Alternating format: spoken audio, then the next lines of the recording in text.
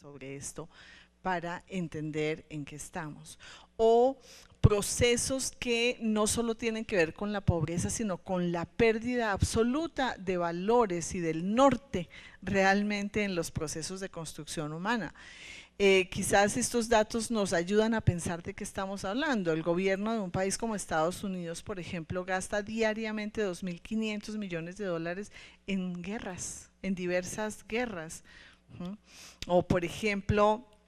este dato es impresionante. Según el informe de desarrollo humano del PNUD, lo que se gasta anualmente en alimento para animales domésticos en Estados Unidos y Europa son 17.000 millones de dólares al año.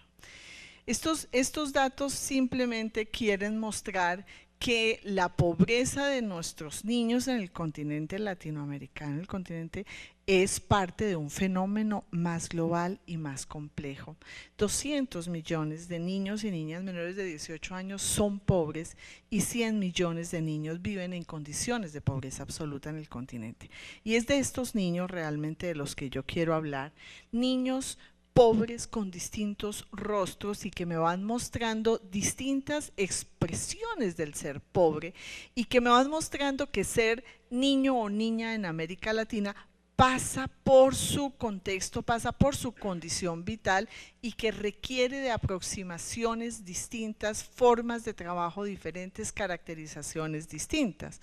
No es lo mismo pensar los niños y niñas callejeros, los niños y niñas drogadictos o los niños y niñas víctimas o protagonistas de la violencia, del abuso sexual, los niños y niñas trabajadores, víctimas de la prostitución, las madres adolescentes, los niños afectados por el conflicto armado o niños abandonados o con capacidades educativas especiales, o los niños desplazados, como en el caso colombiano, o desnutridos, o los niños y niñas indígenas y de las comunidades negras, de las comunidades afrodescendientes que son discriminados por su condición de piel.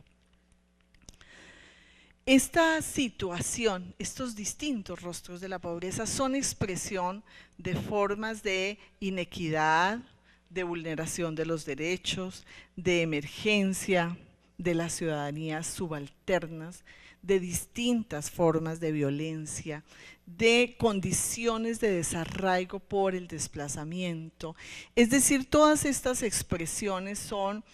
muestra de un crecimiento económico sostenido en nuestros países que va acompañado de un aumento progresivo de la pobreza, va generando círculos perversos de pobreza en nuestros países. Esto va acompañado de la destrucción progresiva de sus nichos cotidianos socioculturales que desempoderan e invisibilizan progresivamente a los actores. Y terminamos hablando de niños que no existen en la vida y se nos olvidan los niños y niñas de carne y hueso y se nos olvidan esos diferentes rostros e imaginarios que realmente invisibilizan las verdaderas dimensiones de estos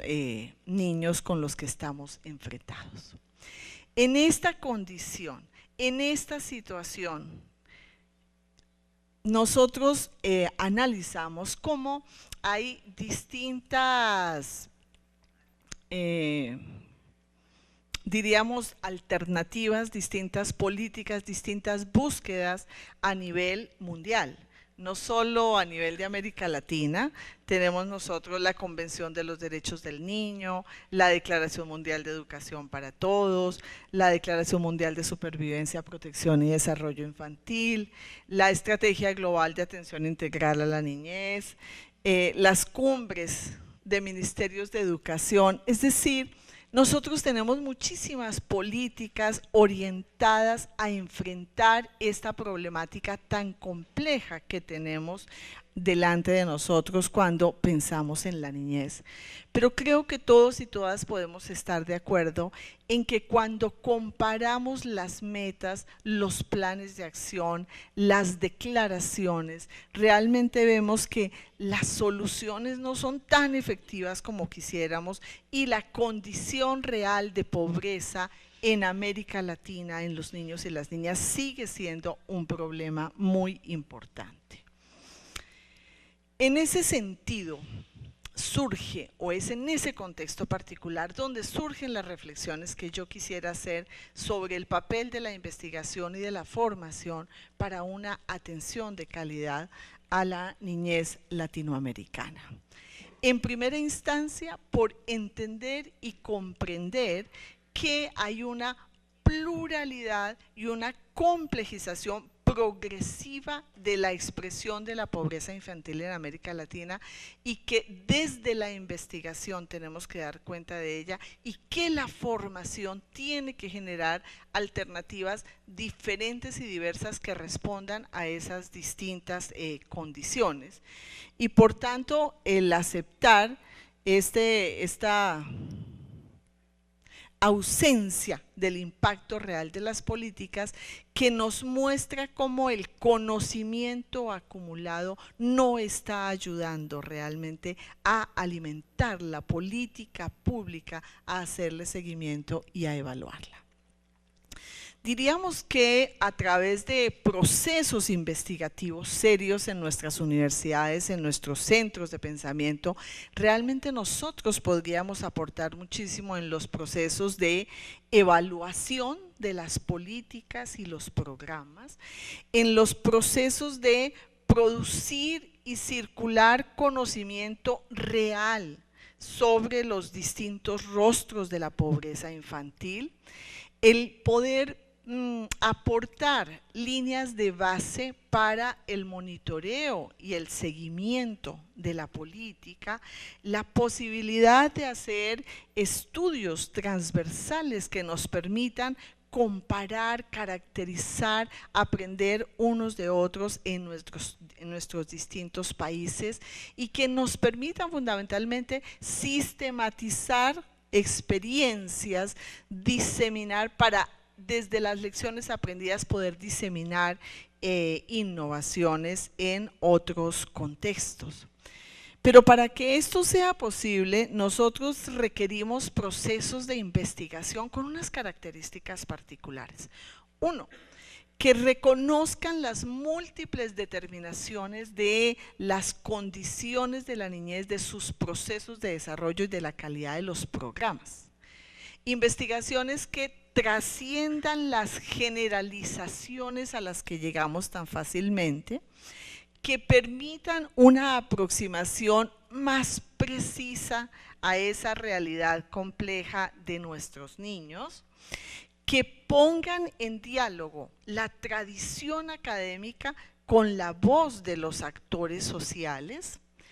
que acepten que más allá de la teoría hay una voluntad real de las poblaciones, de las familias, de las comunidades por crear nuevas realidades desde sus saberes y que rompan los límites entre el saber construido y la posibilidad de crear nuevas maneras de explicar esas realidades que van emergiendo y que se van constituyendo. Pero para eso diríamos que la investigación tiene que constituirse en una mediación para aportar en la comprensión de esos distintos rostros de la pobreza infantil, de sus sentidos, de sus discursos, todo aquello que está presente en las maneras como los niños, las familias se narran y se expresan en sus prácticas sociales cotidianas. La investigación tiene que servir como una fuente de diálogo con el Estado y con los mismos actores sociales, es decir, configurarse en instancia crítica, y es la manera de poner el conocimiento en escena en los procesos educativos para recrearlo, resignificarlo y confrontarlo. Es decir, la investigación no puede ser una cosa técnica. La investigación tiene que permitirnos una relación real entre la teoría y la práctica para abordar su complejidad, para poder ser instancia de pertinencia en la explicación del mundo y de las realidades, para hacer visibles a los niños y sus problemáticas y para orientar y generar procesos de acción.